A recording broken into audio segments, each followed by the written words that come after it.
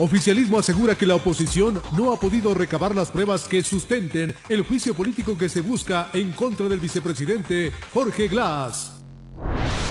Prefecto de Pichincha, Gustavo Baroja, descarta vinculación del proyecto hidroeléctrico Toachi-Pilatón con actos de corrupción de Odebrecht. Comisión multipartidista de la Asamblea analiza al menos 33 informes emitidos por Contraloría con responsabilidades civiles, administrativas y penales en los contratos de la empresa brasileña. Richard Espinosa aseguró que la Superintendencia de Bancos hará una auditoría a los balances consolidados para ratificar la deuda del Estado con el IES. Tragedia en la vía. 7 muertos y varios heridos es el resultado de un accidente de tránsito en la vía Santo Domingo. En lo internacional, acusan a cardenal responsable de las finanzas del Vaticano de abuso sexual a menores de edad. Además, 96 policías detenidos por corrupción en Brasil. Pues 29 de junio, amigos, qué gusto estar nuevamente con ustedes en El Comercio TV. Hay importante información para compartir hoy. La jornada ha sido bastante intensa en el país. Así Aquí empezamos.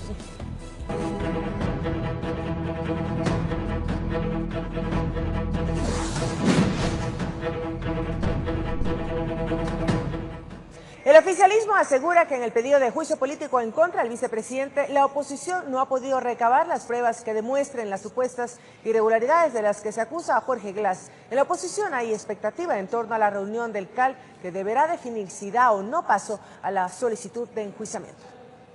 A pesar de que aún el Consejo Administrativo de la Legislatura no se reúne para definir el futuro del pedido de juicio político en contra del vicepresidente, en las filas gobiernistas se adelantan y aseguran que la oposición no ha podido demostrar con pruebas la supuesta responsabilidad política de Jorge Glass, que han revisado la documentación adjuntada por la oposición y que en ella no se demuestra ningún indicio de responsabilidad del vicepresidente. De lo que yo he podido revisar hasta ahora, los elementos no son elementos probatorios en los cuales se acusa de acciones directas que el señor vicepresidente haya realizado, en las cuales haya incurrido en una de las causales determinadas en la Constitución. No presentan dichas pruebas, presentan elementos circunstanciales, recortes de periódicos. No se puede acusar absolutamente a nadie a través de lo que uno encuentra por internet. Pero por ello están seguros de que el pedido de juicio debe ser inadmitido. Debe no calificarla porque no tiene los elementos sustantivos, que es el ámbito tanto constitucional como político para poder ejercer o llevar adelante un trámite de juicio político. Cosa que rechazan desde los sectores que firmaron la solicitud.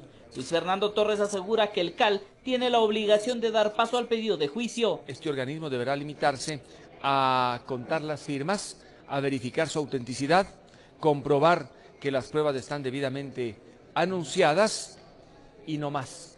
Reconoce que es complejo buscar la relación de la responsabilidad política del vicepresidente, pero que no es imposible. Pero se necesita de una argumentación contundente y ese será el mayor desafío que tendrá la oposición a la hora de encontrar el nexo entre el personaje vicepresidente que tenía a su cargo el control y aquellos que ya han sido sentenciados por esos delitos.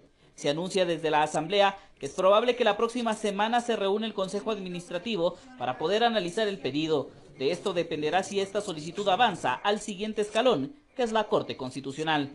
Informó Javier Gallo. Mientras tanto, el prefecto de Pichincha, Gustavo Baroja, descartó vinculación en actos de corrupción de Odebrecht y aseguró que ya ha rendido versión en la Fiscalía sobre la adjudicación del proyecto hidroeléctrico Toachi-Pilatón. Acompañado de la viceprefecta, consejeros y presidentes de las juntas parroquiales, el prefecto de Pichincha, Gustavo Baroja, salió a dar la cara frente al pedido del abogado del exministro, Alexei M., investigado por los actos de corrupción de la brasilera Odebrecht. Ya la Fiscalía nos llamó a declarar. No es que el abogado del señor Mosqueras está en este momento ocurriendo, ya nos llamó a declarar. A declarar al señor Byron Granda, el gerente general de Hidrotoapi, el que firmó el contrato de adjudicación, y al presidente del directorio, que soy yo, como prefecto de la provincia de Pichincha. La declaración tiene un resultado por parte de la Fiscalía. Se les notifica por única ocasión al no ser sujetos procesales. No estamos dentro del proceso. El prefecto argumentó que el proceso de adjudicación inició en el 2005, cuando estaba al frente otro directorio del Consejo Provincial. y quien recibió la propuesta de Odebrecht, y que ya en el 2007 en su periodo fue firmado que en un inicio se iban a buscar diferentes formas de financiamiento para el proyecto Toachi Pilatón, pero que ya en el gobierno de Rafael Correa se les ofreció financiar todo.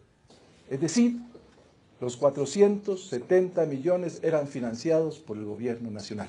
Y esa fue la relación con el señor ministro Alexei Mosquera, para garantizar el financiamiento del FEISEC. Cuestionó que el exsecretario de Estado haya efectuado una consultoría para la brasilera, cuando todavía era ministro. Bueno, primero que la ley no permite, de lo que yo sé no te permite tener dos puestos. Lo único que se permite es la docencia. Entonces para mí tendrá que responder él por qué lo hizo. Terminó indicando que sobre el Toachi Pilatón fue la mejor decisión que tomaron. No tengo ninguna responsabilidad política porque aquí no hay, en este caso, usurpación o mal manejo de los recursos. Los recursos fueron nuevamente exigidos que vuelvan a las arcas del gobierno provincial. Aquí no hay mala utilización de recursos. Informó Héctor Romero. Y las declaraciones del abogado defensor de Alexei Mosquera, en las que manifiesta que el exministro sí recibió un pago de Odebrecht por una consultoría mientras fungía como servidor público, genera reacciones de los especialistas. Juristas analizan el tema. Tras las declaraciones vertidas por el abogado del exministro Alexei Mosquera sobre el pago que habría recibido de la constructora Odebrecht mientras estaba en la función pública, se generan reacciones. El abogado defensor de Mosquera está utilizando una carta sensata, creo yo, dentro de la defensa de su defendido. Me parece que hay que hilar mucho más fino, porque, ya te digo, las prohibiciones no contemplan el cargo de consultor de una contratista del Estado, pero es evidente que también que hay un conflicto de intereses. Alexei Mosquera, quien fue ministro de Energía en el 2007, habría recibido un pago de $1 millón por parte de la empresa brasileña por concepto de una consultoría privada, brindada mientras también estaba frente a esta cartera de Estado. Por lo menos lo que me está diciendo el abogado es que ha habido tráfico de influencias. Porque cuando usted ejerce su cargo para obtener beneficio personal o de terceros, comete esa infracción, que antiguamente era peculado. Manifiestan que la Constitución no establece ninguna prohibición para que un servidor público brinde una consultoría. Sin embargo, establecen lo siguiente. Es que la Constitución establece unas prohibiciones para ser ministro, dentro de las cuales curiosamente no está pues la de ejercer unas funciones privadas. Pero la Constitución sí prohíbe al funcionario actuar cuando existe conflicto de intereses. Es decir, si yo tengo un interés particular en un área, no puedo tomar decisiones en el sector público. Y dan su criterio del por qué el expresidente Rafael Correa, mientras aún estaba en el poder, rechazaba que Mosquera habría recibido dinero como coima de la empresa brasileña. Una reacción eminentemente política, justamente para deslindar a su gobierno y a sus ministros de Estado de supuestos hechos de corrupción. Actualmente el exministro permanece en prisión por su presunta relación con los escándalos de corrupción de Odebrecht, informó Alison Corral.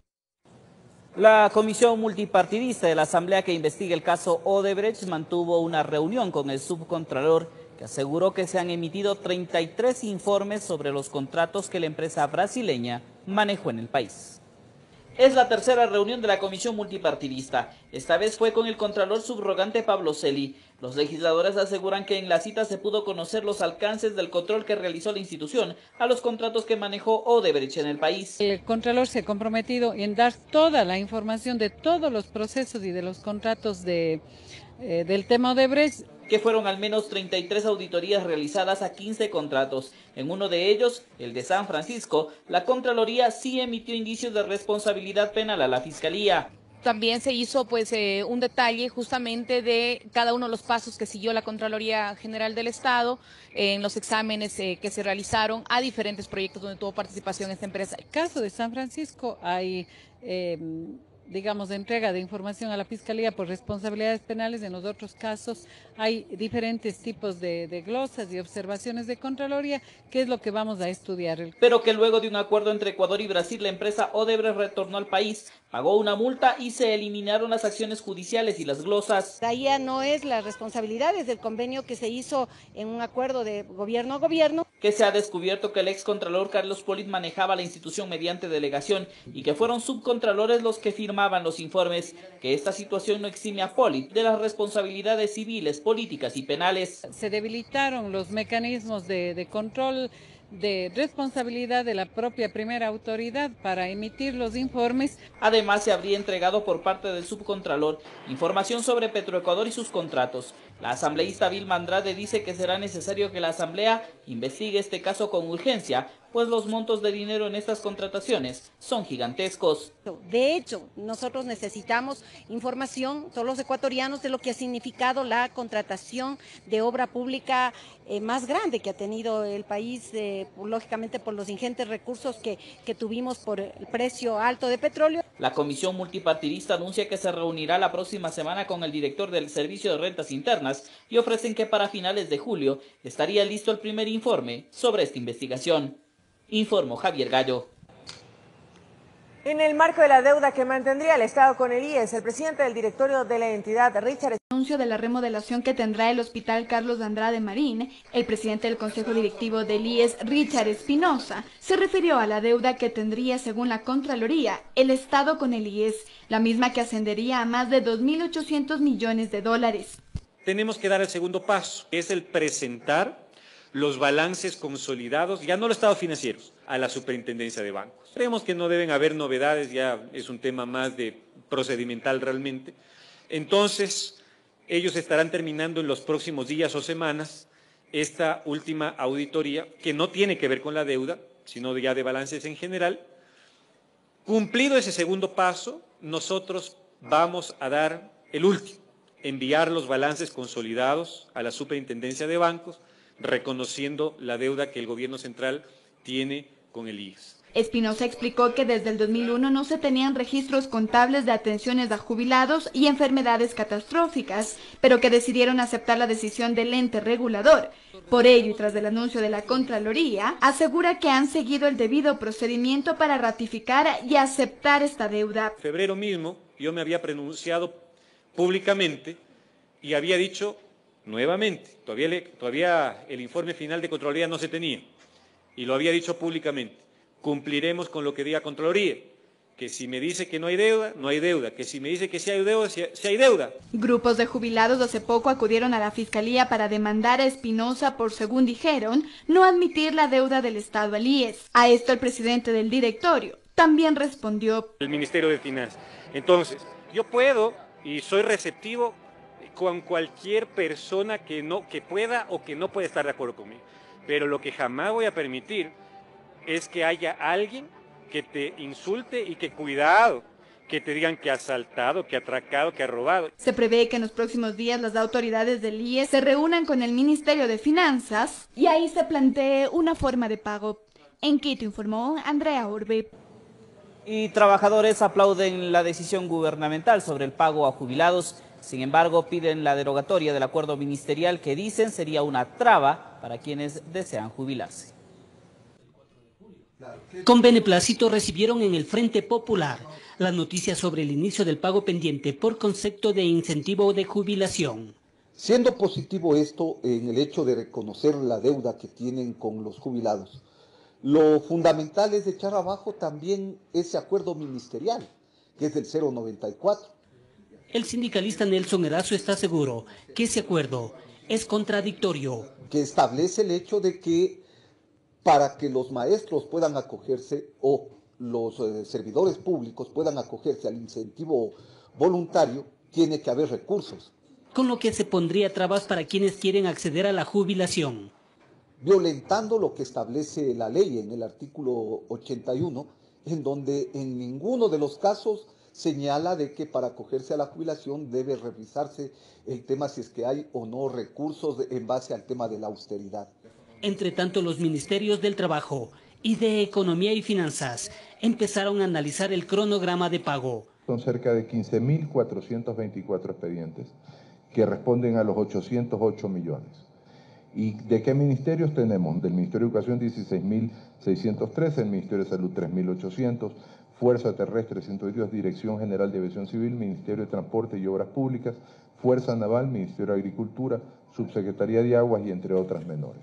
Son 1.123 millones de dólares los que demanda el régimen, informó Héctor Romero.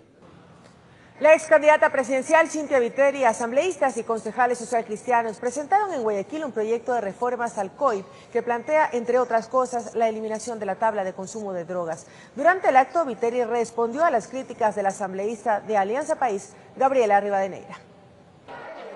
Manuela debe turnarse todos los días con 10 padres de familia en la puerta de acceso de la escuela donde estudian sus hijos. Pero la cosa para que no se nos destruyan con ese problema que hay ahorita sobre el H. La campaña terminó el 29 de marzo, pero ella no piensa desaparecer de su activismo. Tras la invitación formulada por el presidente desde esta escuela ubicada en la isla Trinitaria, presentó un proyecto de ley que plantea la modificación de 2 artículos del COIP. Iré con un clamor de las madres. La tabla de las drogas es la tabla que usan los microtraficantes. Y esa tabla se ha tragado a nuestra juventud y a nuestra niñez.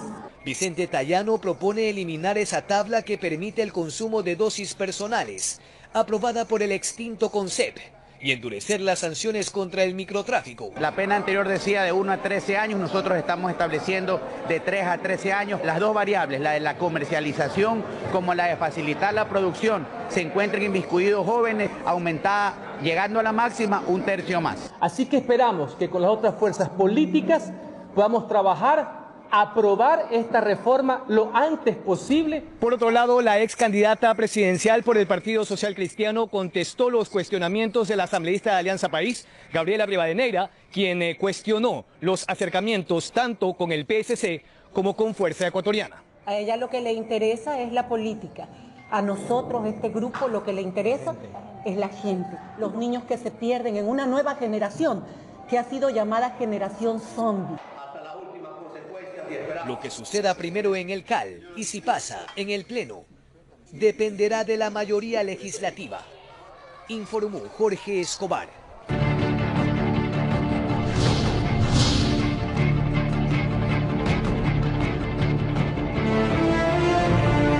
Mucha atención, 7 personas fallecidas y varios heridos deja un accidente de tránsito ocurrido en la vía Los Bancos, Santo Domingo. Un bus interprovincial se salió de la vía y se volcó al intentar chocar contra otro vehículo. 7 personas fallecidas y más de una docena de heridos fue el saldo del volcamiento de un bus de transporte interprovincial en la vía Los Bancos, Santo Domingo. Hay unos que murieron en el Santo que están allí. Yo creo que son como 4. Y los demás pues quejaban y gritaban, unos mochos, otros malheridos. Se peinó la zona a fin de determinar si había algún otro tipo de miembros de desprendimiento de extremidades, así como personas que hayan sido afectadas y que todavía no las hayamos considerado. El micro que cubría la ruta Tulcán-Guayaquil transportaba cerca de 40 pasajeros, cuando al parecer por evitar chocar con otro vehículo, se salió de la carretera. Parece, según los criterios de los testigos, que una camioneta se había salido de la pista y el bus, por no toparle, se abrió demasiado y el cual salió de la pista y fue al potrero. Por tal situación se viró y tenemos las consecuencias que les acabo de indicar. Momentos de desesperación y terror se vivieron en el lugar. Los heridos fueron trasladados a varias casas de salud de Pichincha y la provincia Sáchila. Tenemos un niño que está mutilado su brazo derecho, en el cual inmediatamente se lo trasladó al Baco Ortiz. El hijo mío está herido mal. La mano está toda picangada hasta por aquí. Y la cabeza tapiada, bueno, estaba herida. Se pudo extraer personas que tenían politraumatismos, quienes pudieron ser trasladados en las ambulancias del Ministerio de Salud Pública y Ministerio del IES.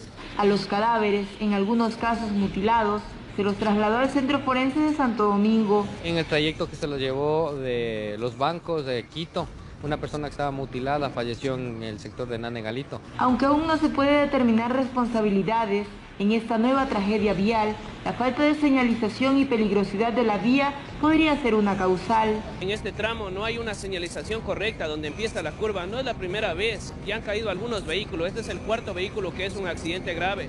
Es por ello que se pide a los usuarios tomar precauciones. Compañeros y todas las personas tomen precaución al dar a la vía Mercedes, Santo Domingo Los Bancos, por favor. Es muy peligrosa estas curvas, lo que es Molaute y Río Blanco. Hasta el cierre de esta edición se tenía conocimiento que de los fallecidos, uno es un niño, uno es una mujer y los 5 restantes son hombres. Se desconocía si el conductor del micro huyó o es uno de los afectados. Desde San Miguel de los Bancos, informó Gisela Moreira. En Loja, una persona murió tras un accidente de tránsito. Según las primeras investigaciones, el vehículo habría perdido pista. Un accidente de tránsito en el sector Motupe, al noroccidente de la ciudad de Loja, cobró la vida de una persona de sexo femenino de aproximadamente 43 años de edad. En el accidente resultaron 3 heridos, entre ellos 2 menores de edad. Sin embargo, como ustedes pueden darse cuenta, es un carretero de tercer orden. No tenemos conocimiento aún de quién ha estado conduciendo el vehículo. Es una camioneta Toyota, parece que es de constitución mixta, madera y metal. Hay una persona fallecida, lamentablemente, es María Hortensia Jaramillo González. Fiscalía, CIAT y Tránsito llegaron a este lugar para realizar el respectivo procedimiento, pues según versiones sería pérdida de pista. Es una tipología pérdida de calzada de circulación y posterior volcamiento lateral y de algunos ciclos.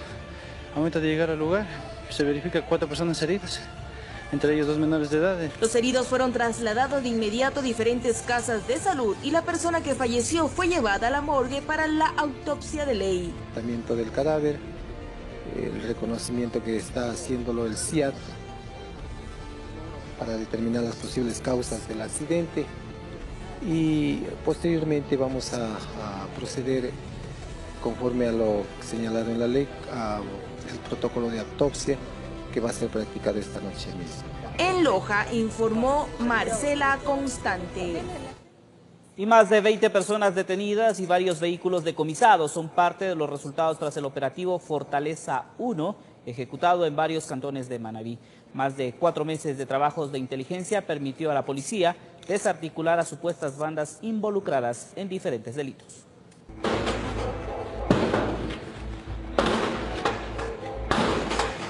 Varias viviendas fueron allanadas por la policía y fiscalía en la provincia de Manabí, tras varios meses de trabajo de inteligencia. 29 fiscales y decenas de policías de diferentes unidades intervinieron en las viviendas.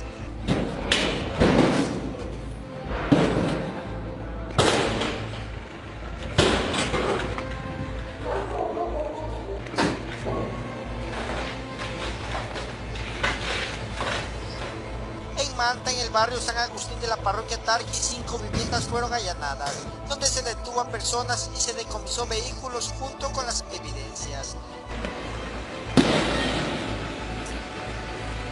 Que investigaba una organización delictiva por un presunto delito de delincuencia organizada, la misma que estaría operando en esta ciudad de Manta. También se encontró caletas para guardar dinero bajo la tierra y algunas viviendas durante el operativo ya no estaban habitadas. Con los canes detectaron, los canes son canes para detectar papel y dinero, ¿no? Y hemos visto unas caletas que han estado abiertas ya. Entonces, estamos todavía buscando todos los domicilios que tenemos las órdenes con Fiscalía. La Fiscalía y Policía continúan con los allanamientos hasta el cierre de la edición. Tenemos hasta el momento 22 detenidos, seguimos operando todavía. Tenemos al momento 7 vehículos que todavía están contabilizando las evidencias. Tenemos 3 cuadrones y más por verificar. Seguimos todavía de largo aquí. En las próximas horas la policía dará a conocer más detalle de este operativo denominado Fortaleza. Varias personas quedaron detenidas tras los allanamientos. Blancos en diferentes sectores de la provincia, un caso de delincuencia organizada. Desde la provincia de Manabí informó Johnny Armentares. En lo que va del año, la Policía Antinarcóticos de la Zona 8 ha decomisado más de 14 toneladas de droga y ha detenido a más de 1.500 personas. Las autoridades definen nuevas acciones contra la lucha contra el microtráfico. En el primer semestre de este año, la policía a través de la unidad antinarcóticos ha decomisado en la zona 8 14.4 toneladas de droga, incautando 1.4 toneladas que iban a ser destinadas al tráfico interno. En Guayaquil, los distritos Pascuales y Portete al suroeste de la ciudad están entre los puntos más conflictivos de microtráfico.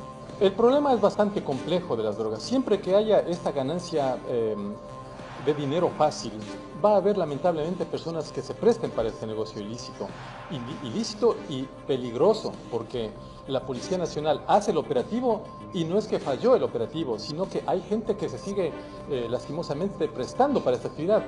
Hay generaciones que se le detiene al padre y a la madre y hereda el tío o el sobrino. Por ello, la policía está trabajando arduamente con diversos operativos en estos puntos, y así lo confirmó el jefe del distrito Portete. En lo que tiene que ver con el tema de microtráfico o consumo de drogas, a la fecha tenemos 130 detenidos. La característica o el fenómeno que se da es de que los 90 de los 130 residen en Portete. Nosotros necesitamos la intervención de otros estamentos para poder hacer un trabajo integral. Para combatir el microtráfico se intervendrán varios sectores. La Secretaría de Drogas, en coordinación con la Policía Nacional, viene planificando y entiendo que están en ejecución o en planificación unos 3 lugares que ya haremos conocer. La policía ha realizado en lo que va del año 1.323 operativos y se han detenido a 1.502 personas, entre estas 101 menores de edad. Y hoy la Policía Nacional, a través de su unidad antinarcóticos, ha puesto toda su fortaleza, su talento humano para continuar con esta lucha contra el microtráfico. Informó Roselena Vascones.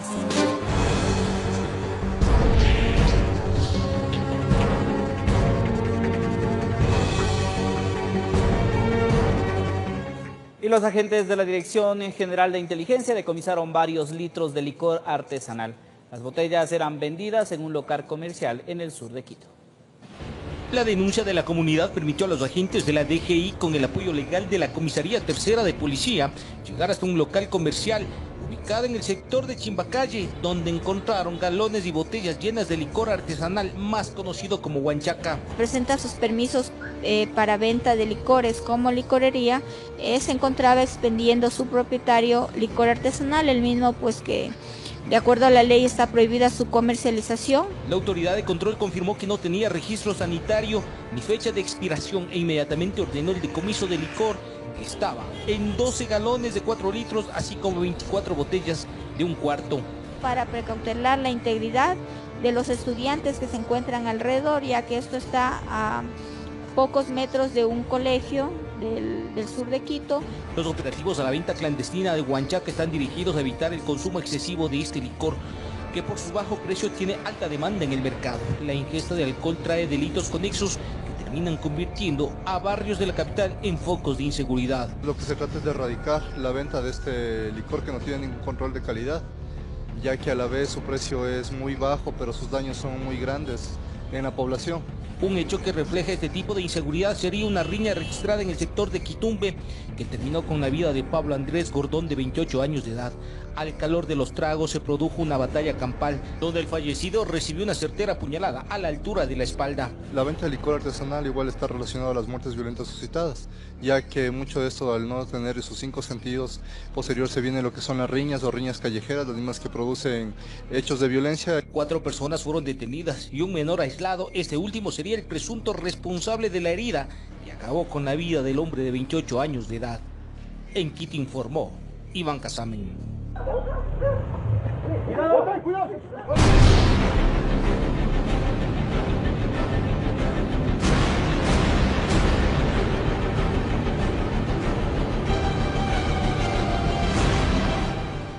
Agentes del bloque de búsqueda capturaron en el sur de Quito al 8º de la lista de los más buscados a nivel nacional. El sospechoso sería presuntamente el autor material de 3 femicidios.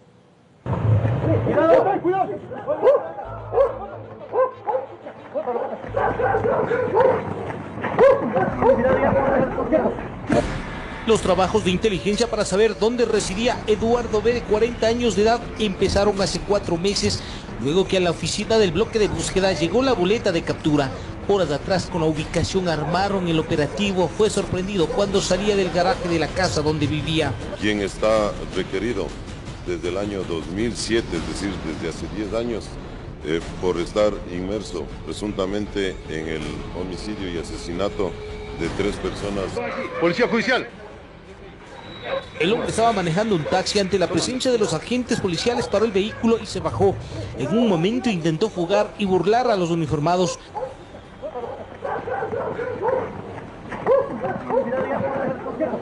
Pero estaba rodeado y lo buscaban por los 3 femicidios que le imputan. Esto principalmente en las provincias de Pichincha, Los Ríos y Manabí. En 2007, hay uno en 2012 y otro en 2017.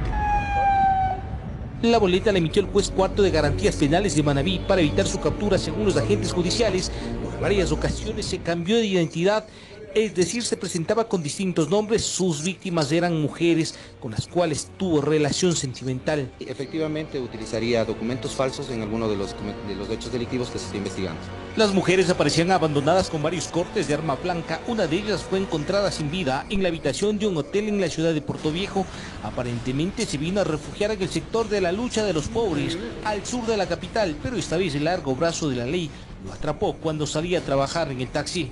Nosotros tenemos información de que habría sido utilizado mediante machetes, armas blancas, para el cometimiento de esos ilícitos. ¡Cuidado!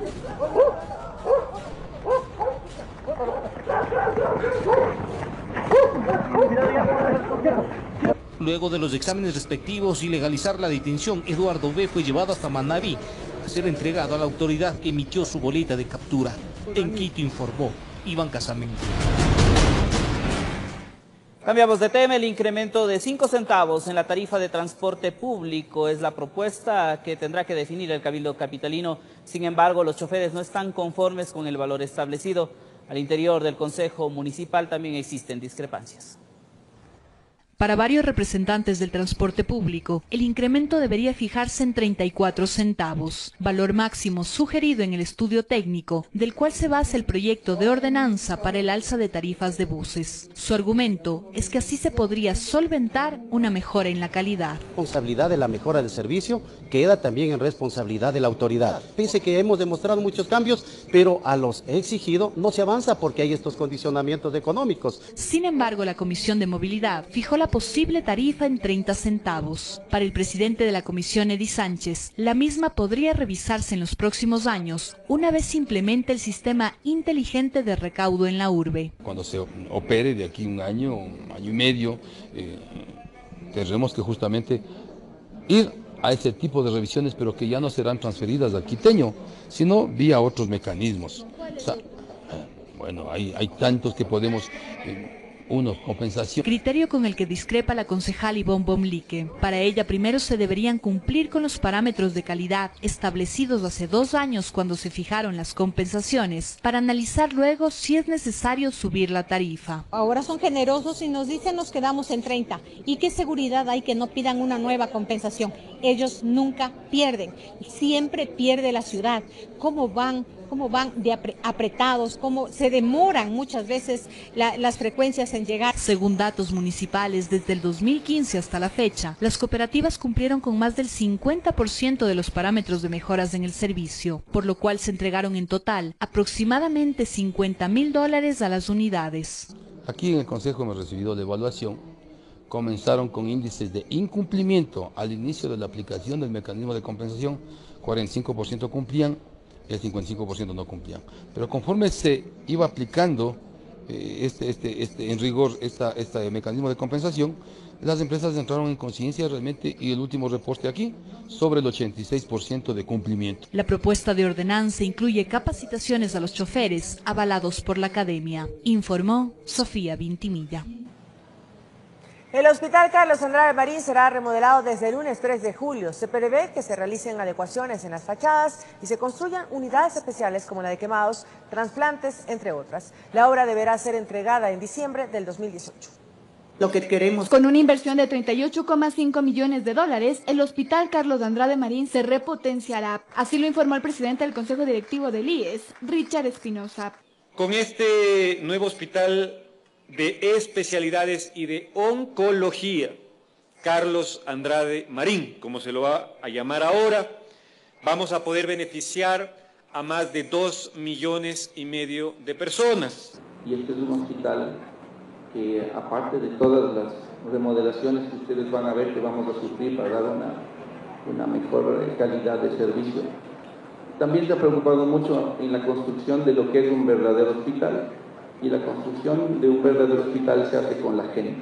La remodelación considera todas las áreas de hospitalización, el centro quirúrgico, la reestructuración del área de urgencias, la creación del centro especializado de rehabilitación, la construcción de una unidad de trasplantes, una nueva de quemados, torre de parqueaderos, entre otros. Vamos a aumentar el número de camas para esta área de 12 a 50 y vamos a incluir más de 25 nuevos sillones para quimioterapia ambulante.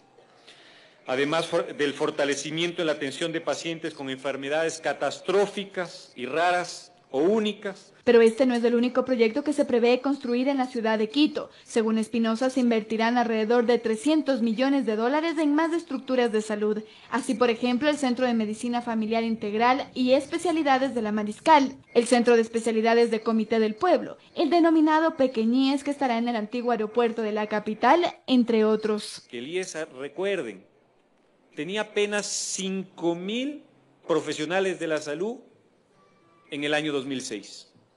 Hoy día tenemos 17.000, más del triple. Y para diciembre de este año tendremos 21.000.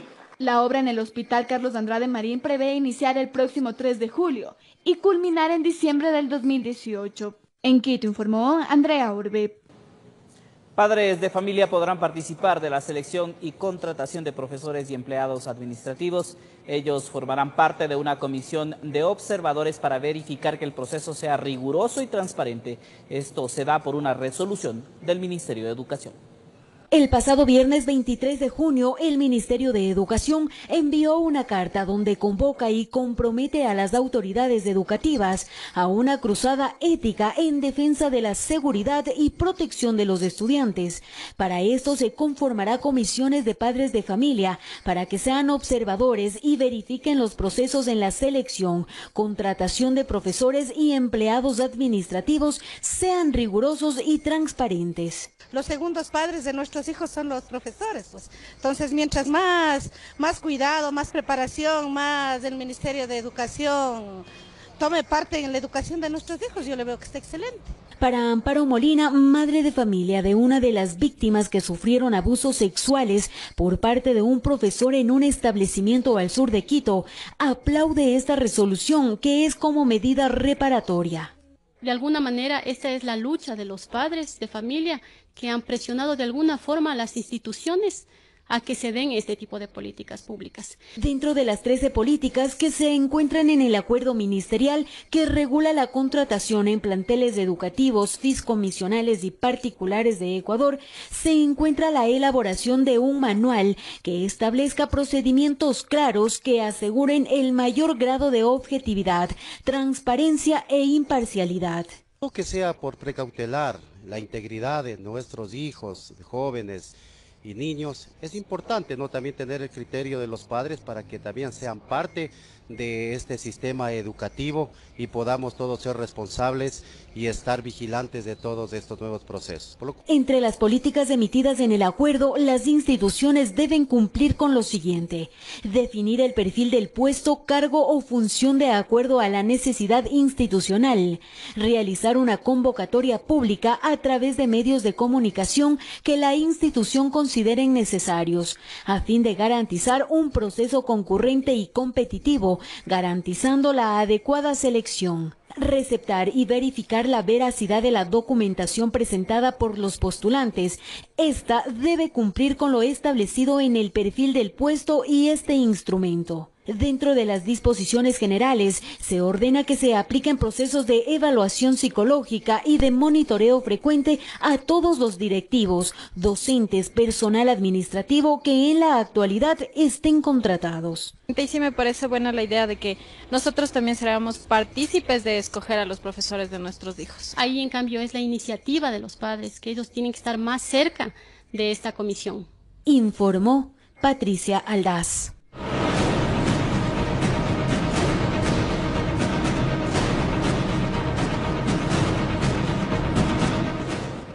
La reubicación de las trabajadoras sexuales que laboran en el Centro Histórico de Quito ha sido una meta de varias administraciones municipales.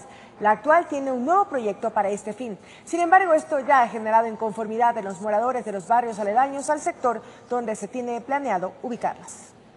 Van a tener 4 entradas de acceso, se va a promover también el comercio, va a ser un espacio turístico, entonces no vamos a estar aisladas.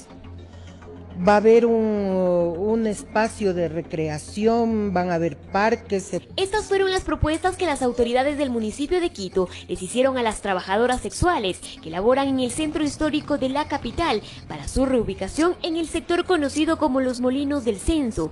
Frente a ello y a varias mesas de diálogo, dicen estar en completo acuerdo. Todas estamos de acuerdo, igual el municipio se ha acercado con las compañeras trabajadoras sexuales para que ellos también escuchar a las compañeras. Es un trabajo que se lo ha hecho, 2 reuniones, vamos para la 3ª en esta semana que viene. Todas mis compañeras están de acuerdo en la reubicación. En el centro histórico existen 4 organizaciones de trabajadoras sexuales. No se tiene un número exacto de cuántas son, pero se estima que más de 500. Su reubicación ha sido infructuosa y es un reto de administraciones anteriores. La actual ha emprendido un plan urbanístico con un solo objetivo. Esto por un tema de brindarles seguridad a las trabajadoras sexuales y también para cuidar el espacio público, que no es permitido desarrollar ese tipo de actividad. Se aspira es brindar una opción para que puedan hacerlo en mejores condiciones y con las garantías y seguridad que las personas requieren. Pese a que las autoridades continúan discutiendo este plan de reubicación, los moradores de 12 barrios aledaños al sector donde se planea ubicarlas han mantenido varias reuniones y dicen rechazar la medida. Y plantar un sitio de tolerancia sería llevarle a la corrupción total del barrio. Lo que se debería es trabajar por rescatar. Lo único que yo quiero también es que mi barrio sea uno de los mejores barrios de aquí de la ciudad de Quito. Y tampoco estoy de acuerdo que vengan a poner esos lugares de tolerancia aquí donde nosotros, además de que ya vivimos con una inseguridad aquí, venir a ponernos de esos lugares nos van a dañar más. Frente a ello, Garnica señala que no se busca generar un impacto negativo, sino al contrario, una integración social frente a un tema que involucra a todos y que se tiene que hablar abiertamente. Es espacios adecuados que no vayan a incomodar a ningún barrio, a ninguna vecindad, sino más bien de lo que en este momento son espacios deprimidos que muchas veces han servido inclusive para consumo de droga, para vandalismo, que se lo recupere. Y adicionalmente generar un parque lineal que vaya desde ese sector hasta el Cumandá para darle vida a toda esa zona. Se sienten, no sé, perjudicados, aludidos. Podemos buscar una manera de cómo convivir, poniendo normas. El proyecto no tiene fecha de inicio, aún se mantienen reuniones en la Comisión de Uso de Suelo del Cabildo Capitalino y se estima que la próxima semana se pueda conocer la figura jurídica para que se levante este proyecto. En Quito informó Adriana Rojas. A continuación conozcamos la historia de 2 ancianos que viven en condiciones muy difíciles y necesitan de su ayuda. Ellos tienen más de 90 años y no cuentan con ningún ingreso económico permanente, lo cual no les permite tener acceso a comida y servicios básicos. La vejez, un camino sin retorno que todos recorreremos algún día, unas manos santas agrietadas por los años, una mirada llena de recuerdos y en ocasiones un destino solitario, difícil y desgarrador. Así es la historia de Clara Soto y Luis Bejarano. Con más de 90 años a cuestas, viven en este pequeño cuartito al sur de la capital. Como ya son bastante tiempo que hemos sufrido, así vivimos los dos solos, los dos solitos vivimos. Aquí han pasado alegrías y tristezas juntos. Ahora mismo eran los 2 sitios nomás estamos, ya se murieron, todos mis huevos se murieron ya. A la vez tengo 3, a la vez 3, son 7 muertos. Ellos recuerdan cómo, cuando las fuerzas aún no los abandonaban, se ganaban la vida. Unos 40 años he trabajado de herrería. ¿Y ahora cómo? Ya no sé las ovejas, ya no hay nada. Unas bonitas camisas yo bordaba, íbamos con mi madre Con mi madre íbamos así a vender por ahí lejos. Ahora ya no tienen una fuente de ingresos y las necesidades son muchas. Bueno, mamá, si te falta, casi me enteré todo, me falta. Casi de todo que me falta, no tengo nada. Principalmente la barriga es la que busca mal la comidita. Solo basta recorrer su hogar para darse cuenta de ello. El baño, por ejemplo. La situación del baño es bastante penosa porque en las condiciones que está no es lógico utilizarlo, ¿no? El agüita también apenas tienen un grifo y días tienen, días no tienen el agua, ¿no? Esta es la cocina, a leña, porque es la única forma que conoce Clara para preparar sus alimentos. Entonces, por medio de leña, no tengo cocina, es con leñita le cocinamos la comidita. Pero en su camino encontraron almas caritativas que los ayudaron, conmovidos por la situación de esta pareja. Cuando nosotros vivíamos al frente, nosotros le dábamos así cuando podíamos el desayuno, el almuerzo, la merienda, pero en realidad la mayoría de tiempo pasaba más con nosotros. Si usted puede darles una mano, por favor comuníquese con nosotros al 373-1150, extensiones 2227 y 2230, pues esta pareja realmente necesita de su colaboración. El tema de vivienda, que se mejore la vivienda, porque sí realmente hay un sector de la vivienda que está a punto de caerse. También nos ayuden proviéndole de alimento que necesitan ellos a diario, que se mejore las condiciones de vida prácticamente. En Quito informó Andrea Valareso.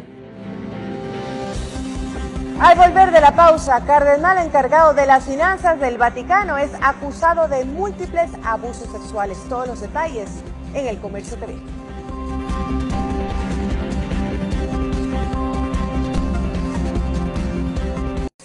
Y antes de despedirnos, revisamos la portada del Diario de Comercio. Mañana, viernes 30 de junio, finalizamos el mes y dice aumento de arancel para 400 productos en análisis. El ministro de Comercio Exterior anunció ayer que el alza del arancel será de hasta 5 puntos en bienes de consumo. El tesorero del Vaticano acusado de abuso sexual. Senagua recaudará 25 millones por el uso de agua cruda. El legislador admitió que vivía en la suite del excontralor, esto refiriéndose al legislador Mariano Zambrano. Asegura ayer que Carlos Poli le comentó a su padre, el prefecto de Manabí, Mariano Zambrano Segovia, que tenía un departamento disponible en Quito. Baroja defiende su intervención en Toachi Piratón. Alemania es el segundo finalista en la Copa Confederaciones. ¿Cuál será tu pronóstico, Javier? Es bastante apretado el partido, muy importante y todos estaremos atentos a ver. Todos queremos que gane Chile. Por supuesto, vamos por Chile. Gracias amigos por su amable sintonía. Como siempre, que descansen. Buenas noches. Buenas noches.